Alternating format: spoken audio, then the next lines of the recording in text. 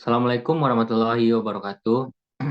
Perkenalkan, nama saya Abdul Aziz dengan NIM 2448201084, kelas 2C Farmasi. Baiklah, pada pertemuan kali ini saya akan membahas tentang tugas kimia organik, yaitu mengenai tentang aldehida, keton, karbohidrat, asam karbosilat, dan lipid. Baiklah, pada pembahasan pertama yaitu masuk pada aldehida dan keton. Sebenarnya aldehida dan keton adalah dua jenis senyawa organik yang memiliki gugus fungsi karbonil, yaitu karbon rangkap 2O. Perbedaannya terletak pada substituen pada atom karbonil. Aldehid memiliki setidaknya satu hidrogen terikat pada atom karbonil, sedangkan keton memiliki dua substituen non-hidrogen, yaitu alkil atau aril, yang terikat pada atom karbon karbonil. Aldehid yaitu senyawa organik yang mengandung gugus karbonil, C sama dengan rangkap O, yang terikat pada satu atom hidrogen dan satu gugus akil. Contohnya adalah metanal atau formaldehid dengan rumus kimia HCHO, atau propanol dengan rumus kimia CH3, CH2, dan CHO. Selanjutnya keton. Keton adalah senyawa organik yang mengandung gugus karbonil C rangkap 2O yang terikat pada dua gugus alkil. Contohnya adalah propanon atau aseton dengan rumus kimia CH3, CO, dan CH3. Selanjutnya masuk pada struktur nomenklatur atau sifat fisik dan kimia. Struktur kimianya yaitu aldehida memiliki gugus fungsi CHO di ujung rantai karbon, sedangkan keton memiliki gugus karbonil C rangkap O di tengah rantai karbon.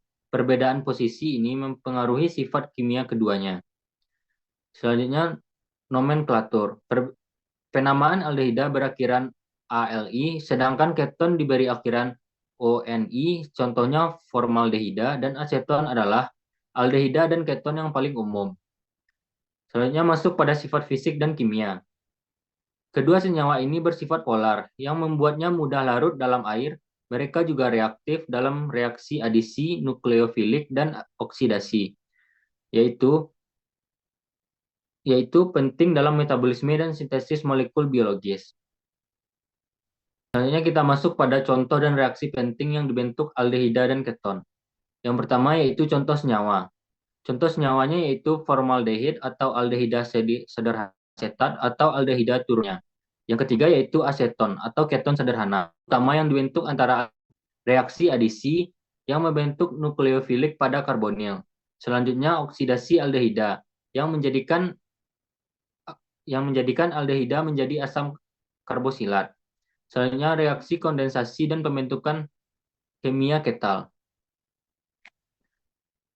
Selanjutnya kita masuk pada pembahasan karbohidrat.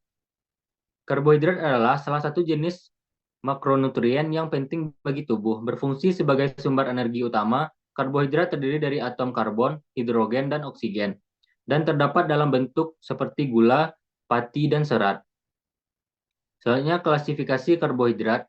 Karbohidrat dibagi menjadi monosakarida, disakarida, dan polisakarida berdasarkan jumlah unit gula penyusunnya. Monosakarida adalah unit dasar, sedangkan polisakarida merupakan rantai panjang dari gula. Selanjutnya masuk pada fungsi biologis karbohidrat. Karbohidrat memiliki fungsi yang banyak seperti sumber energi utama, penyimpanan energi, serta memberikan struktur pada sel, seperti pada dinding sel tumbuhan dan eksoskeleton serangga. Baiklah, dapat dilihat pada gambar yaitu struktur karbohidrat terdiri dari D-glukosa, D-galaktosa, dan D-fruktosa, dan D-ribosa. Baiklah, dapat Anda lihat sendiri ini strukturnya. Yang pertama yaitu D-glukosa, terdiri dari rantai-rantai panjang, dan yang selanjutnya itu D-galaktosa.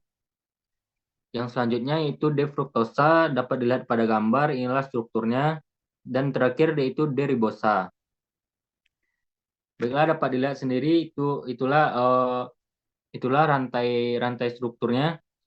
Masuk pada pembahasan glukosa. Glukosa merupakan monosakarida utama yang berperan sebagai bahan bakar energi dalam sel. Memiliki struktur cincin Pirano. Dan selanjutnya yaitu fruktosa. Fruktosa yaitu monosakarida dengan struktur cincin furan, sering ditemukan dalam tubuh dan madu. Selanjutnya sukrosa. Disakarida yang terbentuk dari glukosa dan fruktosa umumnya dikenal sebagai gula meja yang paling umum digunakan. Baiklah, kita lanjut pada pembahasan selanjutnya yaitu tentang pengertian asam karboksilat, struktur nomenklatur, sifat, dan reaksinya. Pembahasan yang pertama yaitu struktur dan nomenklatur asam karboksilat. Asam karboksilat memiliki gugus COOH dengan penamaan berakhiran ATI atau IC, yaitu asidi dalam bahasa Inggris. Yang kedua yaitu sifat kimia. Bersifat asam karena mudah melepaskan ion H+ dan membentuk garam serta ester dalam reaksi dengan basa dan alkohol.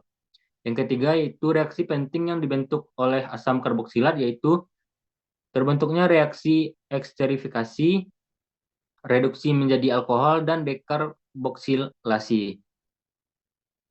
Selanjutnya asam karboksilat terbagi menjadi tiga, yaitu asam lemak jenuh, molekul tanpa ikatan rangkap, contohnya asam stearat yang banyak terdapat pada lemak hewani. Yang kedua yaitu asam lemak tak jenuh, mengandung satu atau lebih ikatan rangkap, seperti asam oleat yang pada umumnya pada minyak zaitun. Selanjutnya asam lemak esensial. Tubuh tidak dapat mensintesisnya, misalnya asam linoleat dan asam alfa linoleat, penting dalam metabolisme. Selanjutnya kita masuk pada pembahasan lipid. Kita masuk pada klasifikasi dan fungsinya. Klasifikasinya dibagi menjadi tiga, yaitu trigliserida, fosfolida, dan steroid. Yang pertama yaitu trigliserida, yaitu komponen utama lemak penyimpan energi yang tersusun dari gliserol dan tiga asam lemak. Selanjutnya fosfolipid, membentuk lapisan membran sel dengan kepala hidrofilik dan ekor hidrofilik. Selanjutnya yaitu steroid, lipid dengan struktur cincin karbon kompleks termasuk kolesterol yang berperan sebagai prekursor hormon. Struktur trigliserida dan membran sel. Trigliserida tersusun dari satu molekul gliserol dan tiga molekul asam lemak, berfungsi sebagai cadangan energi utama dalam jaringan adiposa. Selanjutnya membran sel. Membran sel memiliki dua lapis fosfolipid yang membentuk penghalang selektif dan mendukung komunikasi antar sel. Itulah presentasi pada kali ini. Kita masuk pada kesimpulannya yaitu peran biokimia aldehida dan keton berfungsi dalam metabolisme dan sintesis, karbohidrat sebagai sumber energi dan struktur, asam karboksilat sebagai unit struktural dan reaktif, serta lipid dalam penyimpanan energi dan membran. Hubungan materi yang dibahas dari tadi yaitu semua materi ini saling terkait melalui jalur metabolik dan fungsi biologis, membentuk fondasi biokimia kehidupan dan proses seluler.